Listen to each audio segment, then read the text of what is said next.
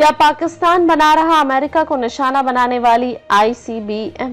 परमाणु क्षमता वाली इंटरकॉन्टिनेंटल बैलिस्टिक मिसाइल आईसीबीएम ऐसी मिसाइल होती है जो 5,500 किलोमीटर से अधिक दूरी तय कर सकती है और परमाणु वॉरहेड ले जा सकती है। फिलहाल पाकिस्तान के पास ऐसी मिसाइल नहीं है, लेकिन अमेरिका की खुफिया रिपोर्ट की माने तो आईसीबीएम के विकास का काम जारी है। व्हाइट हाउस के deputy national security adviser John Finer ने कहा है कि पाकिस्तान अपना मिसाइल प्रोग्राम सिर्फ भारत को रोकने तक सीमित नहीं रख रहा है, बल्कि इसके इंजन और तकनीक विकसित हो रहे हैं जिन्हें देखे बिना नहीं रहा जा सकता।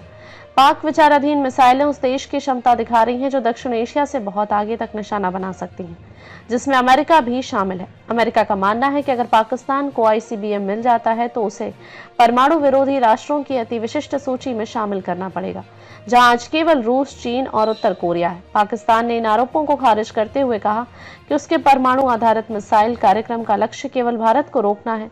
उसका कहना है कि उनके हाथों में केवल शाहीन 3 जैसी मध्यम दूरी की मिसाइलें हैं जो 2,700 किलोमीटर तक मार कर सकती हैं, लेकिन अमेरिका इसका विरोध करता है क्योंकि पाकिस्तान शाहीन 3 और अबाबील जैसी मिसाइलों का ज्यादातर विकास चीन की मदद से कर रहा है और ये तकनीक आगे चलकर आईसीबीएम तक का आधार बन सकती है। पाकिस्तान की मिसाइलों की तकनीक चीन से मिल रही है। चीन के हथियार आपूर्ति और रॉकेट टेस्टिंग तकनीक ने पाकिस्तान की क्षमता तेजी से बढ़ाई है।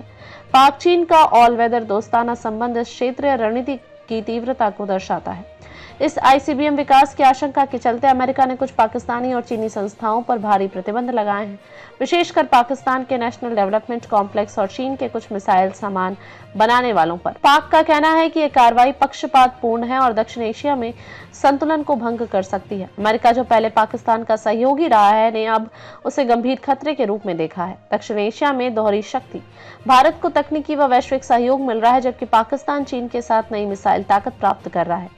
वैश्विक परमाणु संतुलन, पाकिस्तान आईसीबीएम के साथ सिर्फ क्षेत्रीय शक्ति नहीं बनेगा बल्कि वैश्विक खतरों की श्रेणी में शामिल हो सकता है। संयुक्त राज्य का विकल्प, अगर पाकिस्तान आईसीबीएम हासिल कर लेता है तो उसे अमेरिका की दुश्मन सूची में लाना तय है।